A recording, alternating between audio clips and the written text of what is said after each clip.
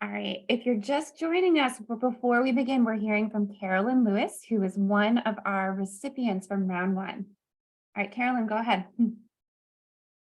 Okay, first of all, I was really glad to be a first time recipient. It actually served as motivation because I said, okay, now I'm going to be accountable for all of these lofty goals that I have. And I was just, it really motivated me. I did a lot of beating the sidewalk. I had material in the trunk of my car, in my van, giving away things and just talking to people. I was focused in on daycare centers. I just figured if we could get our children reading before they go to school, then that would be the ultimate goal so that when they go to school and have to deal with a whole other, world, they'd already know how to read. So I learned a lot of lessons that way. Um, Daycares have agendas already. And even though everyone was really excited about it, it was a hard transition to add something else to what they're already doing. So I met with the staff, the front line, and we had our little, I call it professional development.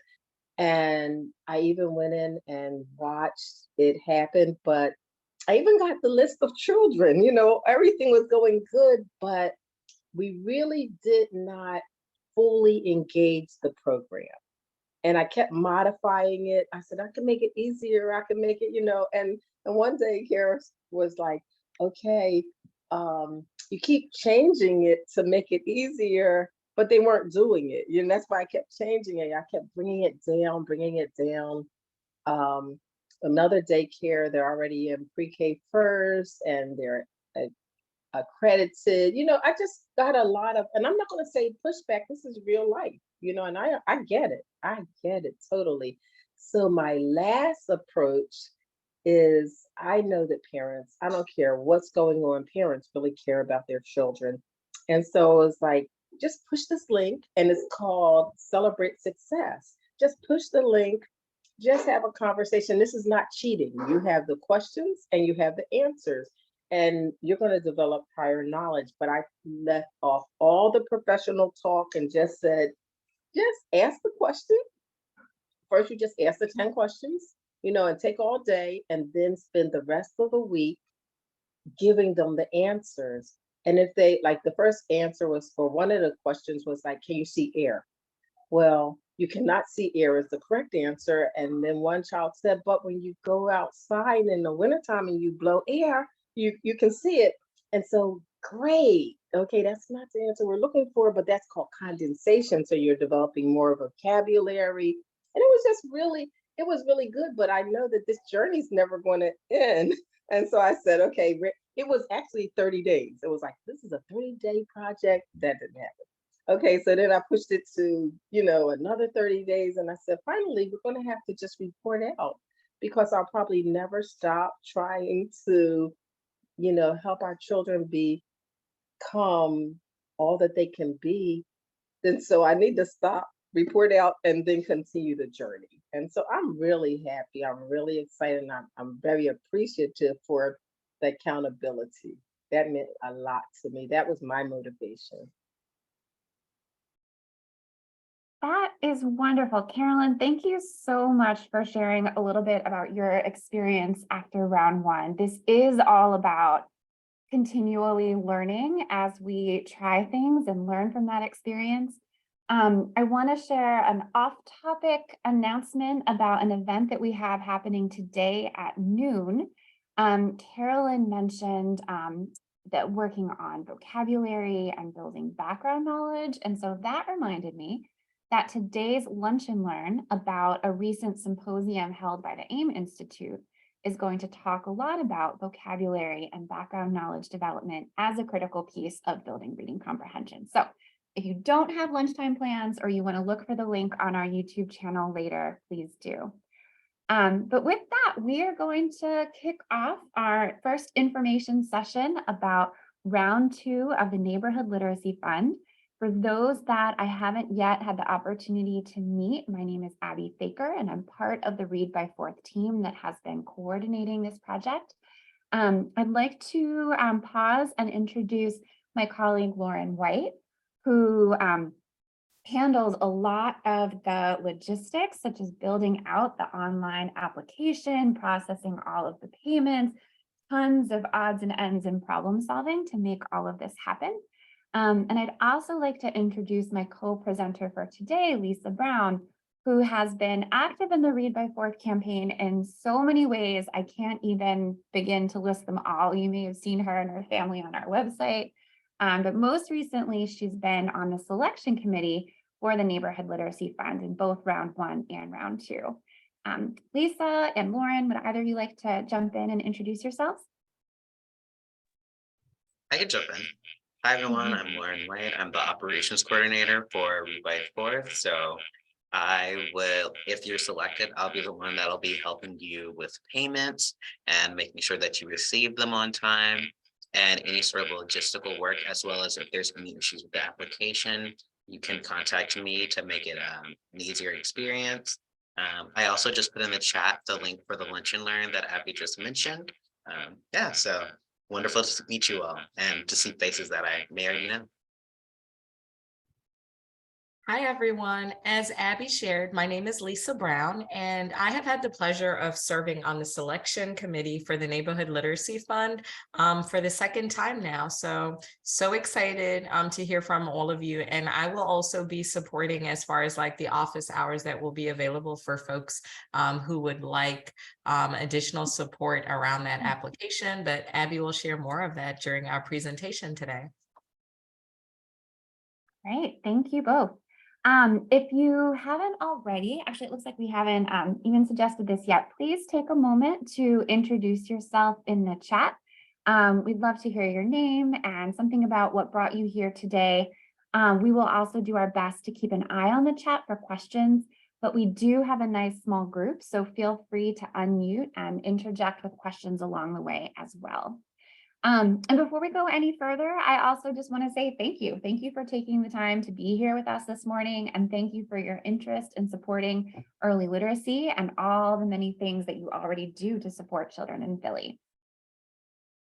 So I'm going to start us off with a little bit of background information and framing about what the Neighborhood Literacy Fund is. So as you might have seen on our website when you registered for today, the Neighborhood Literacy Fund is designed to support community-driven solutions to the early literacy crisis in Philadelphia by awarding up to $2,000 for projects that help to support Philadelphia's young readers. And this was born out of a partnership between Read by Fourth Partners and Vanguard Strong Start for Kids. And if you're not yet familiar with Read by Fourth, we are a citywide coalition of many, many, many partners working together all over the city to protect every child's right to read. And if you're not yet a part of the Read by Fourth network, don't worry at all. You do not have to be a partner to apply, but we will make sure to share information with you after you apply about what it means and what it looks like, so that if it feels like a fit, we can make sure to get you connected. So here is an overview of the topics that we're planning to cover. So you already know a little bit about the Neighborhood Literacy Fund, but today's information session is going to provide more background information about what it is, the application requirements, how to apply, the selection process, and expectations for reporting. We'll also be sharing some of our favorite resources for local literacy advocates. And our goal is that you leave today feeling more confident about submitting your application, and also like you have some more tools in your back pocket to support young readers in your life. So if you have questions about any of these topics, you're in the right place. And as we said, feel free to unmute or to put questions in the chat along the way. And so the underlying premise of the Neighborhood Literacy Fund is that we know that oftentimes the best solutions for communities come from within. One of Philadelphia's greatest strengths is this culture of mutual aid and grassroots leadership, can-do energy that propels so many of the good things that can happen in this city. But we also know that right now, many of our traditional funding streams are not designed to support grassroots efforts. And so that's why we're really excited about this opportunity to support local solutions. And so the problem that we're seeking to solve with the Neighborhood Literacy Fund and everything that Read by Fourth Partners do together is this. So right now, over 65% of Philly's children are not reading at grade level by the time they reach the 4th grade. This sets them up to feel lost, ashamed, and fall even further behind. And we all know that COVID has only made things even more challenging. We know that this is an unacceptable number. The number represents thousands of people who may be less likely to graduate from high school, who may struggle to fulfill their career dreams, to fill out a job application, who are shut out from learning and experiencing of text and have one less tool for expressing themselves as well. But the good news is that we can do something about this. And there are countless partners and advocates across the city that are already seeing really, really positive momentum. So many reasons to be optimistic. We've seen that schools are shifting how they teach reading to be more aligned with what the evidence says is most likely to work. We've seen advocates fighting for fair funding for schools and libraries and school libraries. We see partners expanding access to resources like books and intensive tutoring. And we also see new policies being passed even at the state level to support literacy outcomes. And so thousands have been part of Philly's early literacy movement, and the community has been at the front of much of that work since the first day. And so curious to see, how do you want to help young readers in your community? You can drop your ideas in the chat.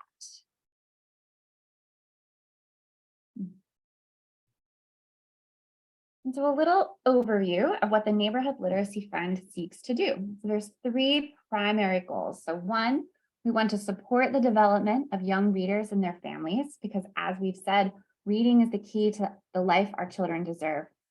We want to engage and learn from unique community-driven solutions.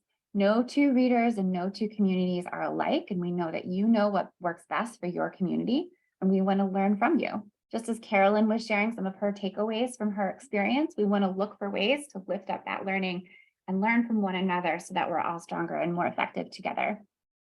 And then last but not least, we want to give money, give solid financial support to change makers who might have limited access to funding. We want to invest in the people who are doing this work already. So the Neighborhood Literacy Fund is open to everyone. Lauren, can you please put the link to the website in the chat so people can check that out? We know that great ideas can come from everywhere. And so it was really important to us that this fund be open to anyone. So organizations, 501c3s, block captains, individuals, family members, anyone who wants to help our children with reading is eligible to apply. For anyone here who might be connected with the free library, I'll just note the only restriction is that applicants such as Lauren and myself that work for the Free Library of Philadelphia Foundation, we would not be eligible to apply. But anyone who works for the city of Philadelphia for the library is eligible, and anyone who volunteers or is connected with the Friends group is eligible as well. Really, the main requirement is that your project must support literacy development of children in Philadelphia. And it should specifically benefit children ages 0 to 9, or families or educators of children ages 0 to 9. And if some of you I recognize and have been at our table for a while, you've probably seen this slide before. We're going to take a couple minutes to walk through this in quite a bit of detail. This is something that you'll see that's a little bit different from the application in round 1.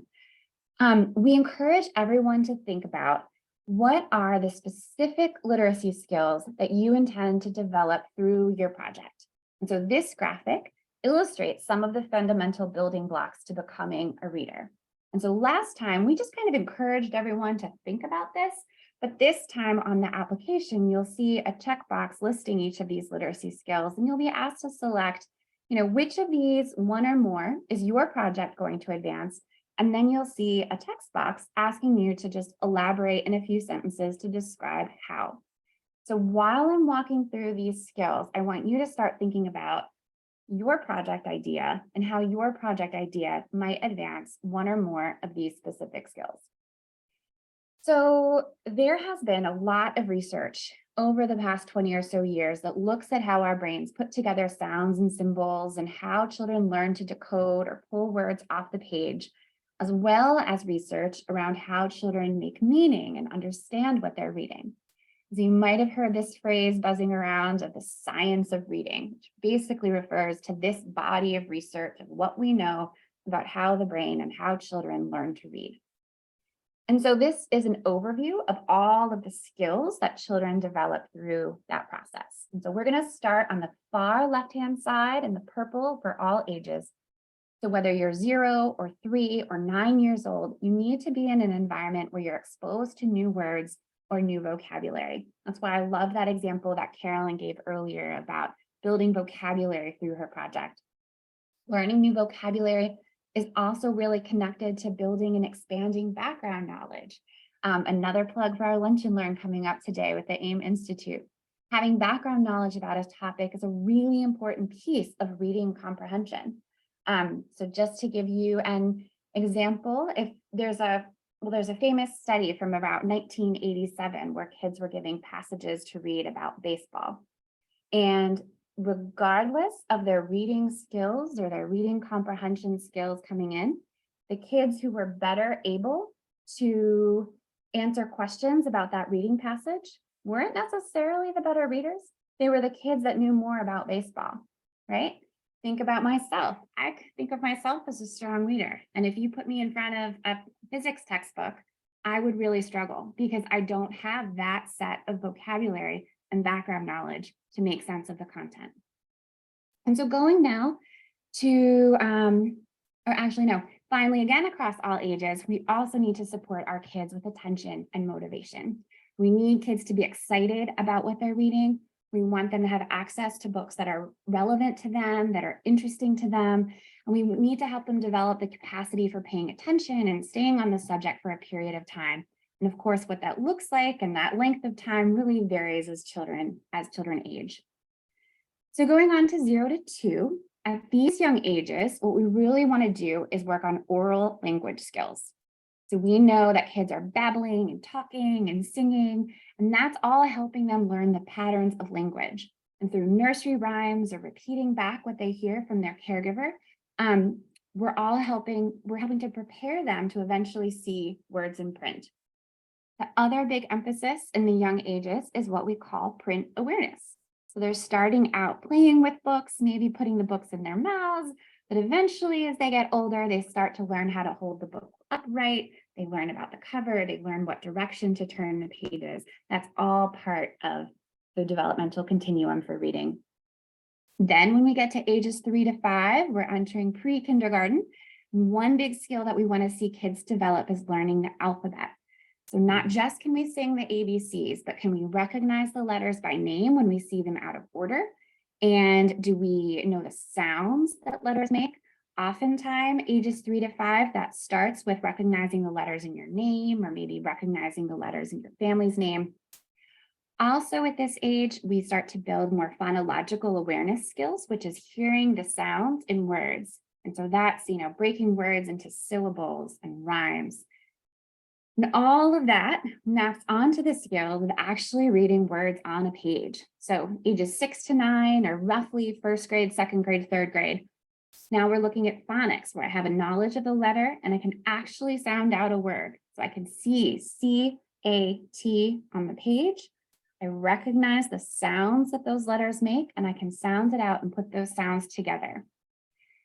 Then we want our children to have enough practice to be confident and fluid. And so when they read the words on the page, it sounds natural. It doesn't sound slow and laborious and robotic. It just sounds like speech because they have built that fluency through practice. And then the last part is super important as well. The big goal is comprehension, that you read and you understand. You're motivated and you're excited, and you can express yourself and tell your own stories through writing as well. And so that was a lot of time to spend on one slide talking through every piece, but we do think it's really important to develop a strong project to think about how is the project that I'm envisioning going to help kids become stronger readers? And can I connect that to one of the specific skills here listed on the slide? So I'm going to pause for questions and turn it over then to Lisa. Any questions so far?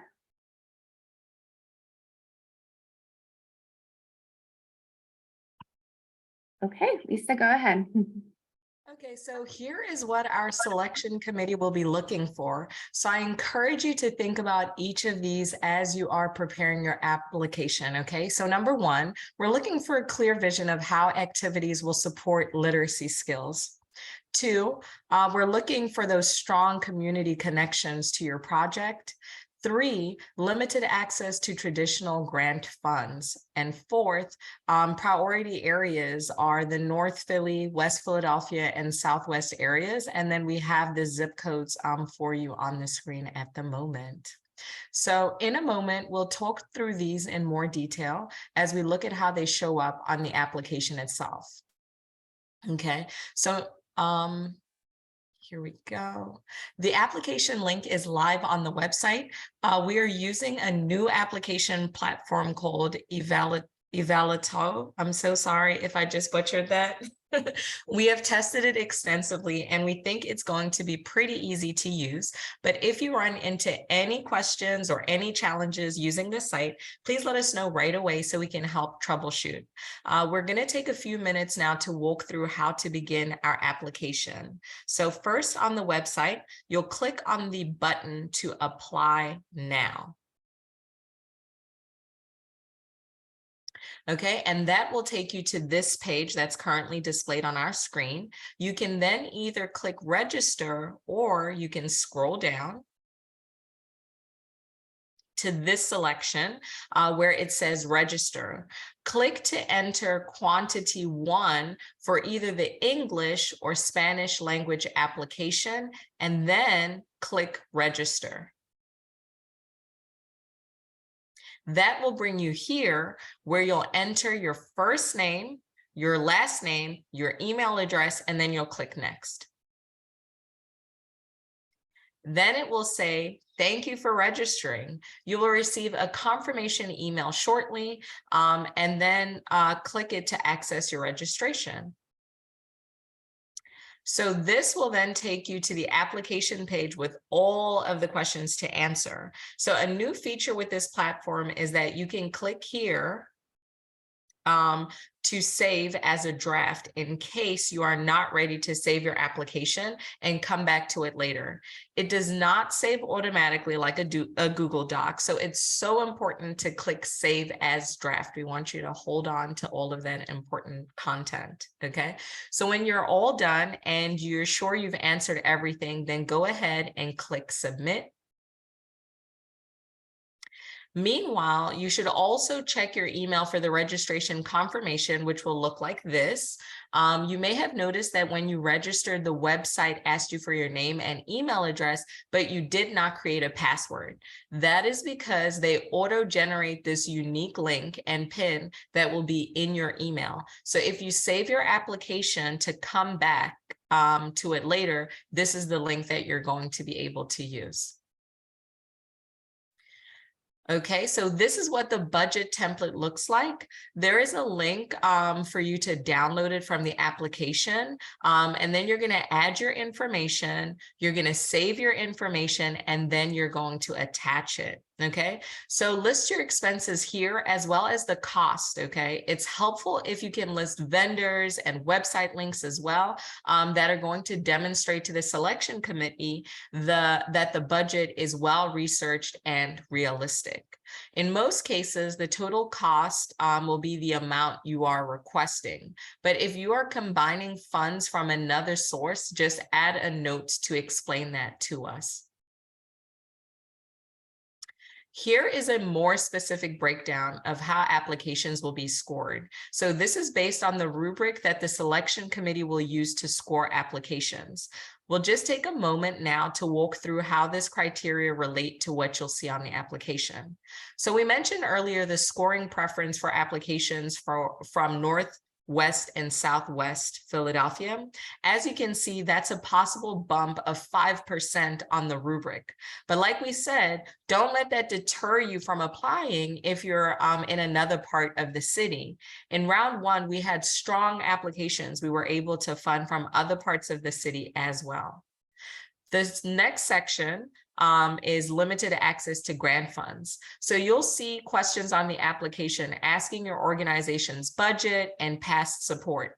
If your organization has a smaller budget, has not received many grants before, this is a section where you will do really well. If you've received lots of money in the past, you won't score as highly in this area. Project description is the next section. That's where the literacy skills that Abby was referring to earlier, that's where that connection comes in really well here. So that's all where you'll talk about your relationship to the community. You're also going to talk about implementation, and impact is another big one. Okay. And finally, it's the budget. So this is the budget attachment. Just make sure it's complete and well thought, and you'll score highly in this area too. So that was from the screen before. Okay, so application tips. Details help. So assume that the person reading the application has no idea about you or your track record. Don't be shy. Let us know how amazing you are. And then for more, view the introduction to proposal writing workshop that is available on our website, which was co-hosted by the Regional Foundation Center. For this round, we are so excited to share that we are offering office hours for anyone who would like one-on-one support with their application. So to prepare, we suggest bringing a draft of your application. And we really want you to think ahead about where you may be feeling stuck, or where you might need support or like support. So if you prefer a virtual session, we are requiring a pre-registration so that we can send you a Zoom link in advance. Those sessions will be up to 30 minutes each. If you prefer in-person, those sessions will be drop-in at the Parkway Central and Widener libraries. If none of these times work for you, or if you'd like to schedule support in Spanish, please contact Abby at the email address that is currently on this slide. Key updates over here, write these down, take a screenshot, whatever you need to do to support you in remembering. Wednesday, April 19th is the application deadline, and Wednesday, May 24th is the award announcement. I'm gonna send it back to Abby now. Thank you, Lisa. So I'm going to walk through some of the next steps that you can expect if you find out on May 24th that your project was selected. So at that point, you will be in touch with Lauren to figure out how you are going to be paid. You'll have two options. One option is to receive a check in the mail. That can take some time, and so we strongly recommend using the Zelle option for direct deposit if that is something that your bank makes available to you. If your project amount is under $600, we will be able to pay you the full amount upfront. If your project is $600 or over, we will need to pay 75% upfront and then hold back the final 25% until after your project is completed. If any of you are thinking about applying as an individual and not connected with an organization, then listen up. We think it's really important to know that the payment could show up on your personal year-end tax statement as taxable income if you are awarded $600 or over. And so if you have a project idea and you are an individual, we strongly encourage you to think about an organization that you might connect with or apply with as your fiscal sponsor so that it does not have those tax implications for you. Or we encourage you to think about keeping your budget under $600 so that it does not look like personal income that you would then have to pay taxes on. If that is relevant to you and you have any questions about it at all, please email me. I'll share my contact info again at the end so that we can talk through it in more detail and make sure that we have a solution that's a good fit for you, because we really want to remove any and all barriers to applying. So for the final report, we are going to want to hear how your project turns out, but we're aiming to keep it as simple for you as possible. There are two main questions that we're going to ask you to answer. So number one, did your project meet the goals that you set out to achieve? And tell us a little bit more about why or why not. And second question is, we'd appreciate your advice to help us prepare for the next round. There's going to be a third round of the Neighborhood Literacy Fund, and we want to hear from your experiences this time to make the third time as beneficial as possible. So were there parts of the process that you found helpful? Were there things that were sticky or tricky that you think we can improve for next time? You will have three options for how to answer these questions. So one is you can send us an email and just write it out. Two, you can record a brief video on your phone and send it to us. Or three, you can contact us to schedule a phone call or a Zoom. We'll just talk, I'll take notes, and that'll be your final report. Last, we wanted to also point you to these resources that are available on our website. In particular, one that I want to lift up is the Early Literacy Essentials graphic, so that if you want a reminder of the early literacy skills that we talked through and how your project might support them, that will be available on the website. And the second one I want to lift up is the Need Books, which is on the left-hand side with the star next to it. In round one, a lot of our applicants were specifically looking for money for books, and that is totally eligible. But we also want to make sure you know that there are a number of other partners that are offering books to partners year round. And so we want to make sure that you're aware of all of those opportunities as well. And so finally, here is my contact information in case anyone has any questions at all after the fact. As Lisa suggested, we suggest writing down the application deadline or putting it on your calendar Wednesday, April 19th. And also make note of the one-on-one support sessions that are available in early April, if that sounds helpful as well. So thank you all for taking the time out of your day to learn more about the Neighborhood Literacy Fund. We are so excited about this opportunity to learn more about your work and to support your work. If you have any questions at all, please reach out to any of us at any time. And so with that, I have not seen any questions yet in the chat, but I'm wondering what is on your mind. Dorian, hi. Yes, I have a question. So good morning, everyone. So two things first. And I know you say we can apply for this as an individual. And but being known that I am a known reading captain, will that in any type of way reflect the decision? Because I'm with the reading captain, global citizen, the reading captain goes at the regional budgets to do things. Will so I'm not going to put. I mean, I want to put affiliation with reading captains, but not to a point if it's going to affect the decision, because I know regions get a certain amount of budget to work with during the year. So will that affect in any kind of way?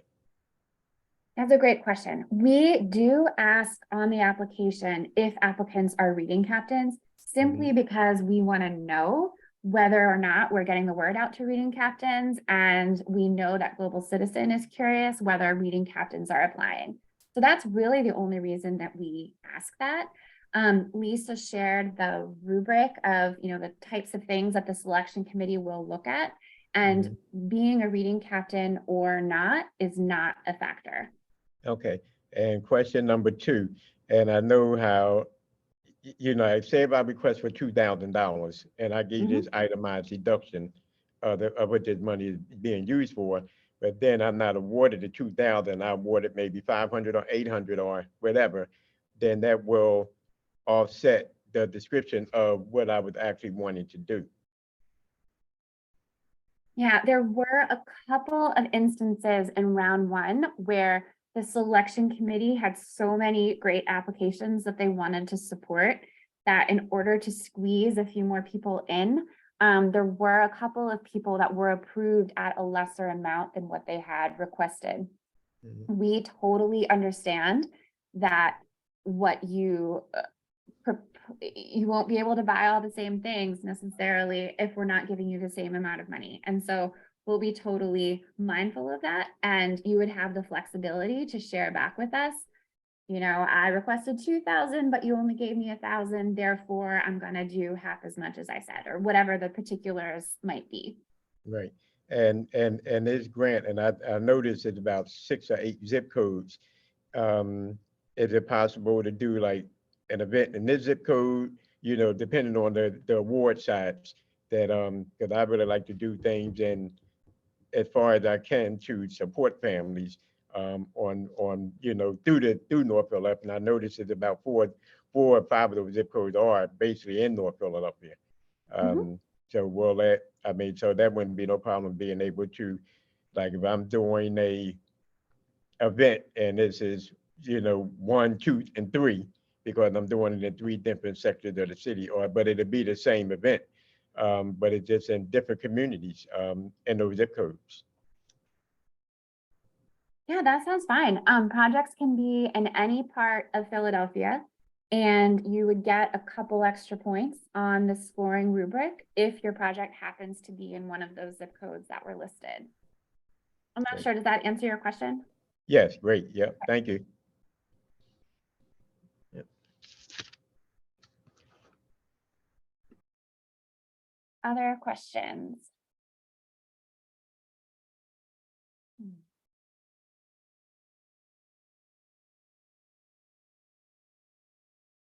Do you feel ready to work on your application? Okay, I have a question. Yes. I didn't really intend to apply because I just didn't intend to, but can you apply more than once? Like I received an award the first time. I'd like to Yeah. go further. I have a different idea as far as just reaching parents. And so using the rubric and everything, would a person who applied once be able to apply again? You would be able to apply again. The one caveat is that we would just need to close out your application from round Oh, one, yes. Mhm. which based on what you were saying earlier, sounds like it's very doable. So I'll email you to complete your final report. We'll get you the second payment. After that is completed, you'll be eligible to apply again. Okay, thank you so much.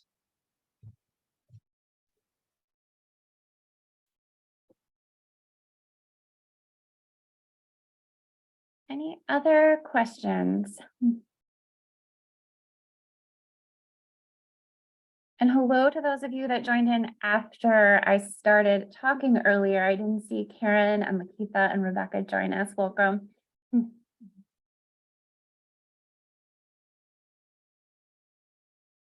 Okay.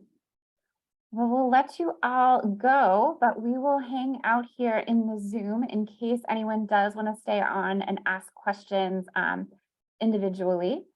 Please do reach out. I will also put my email again in the chat in case anyone does have questions they think of later.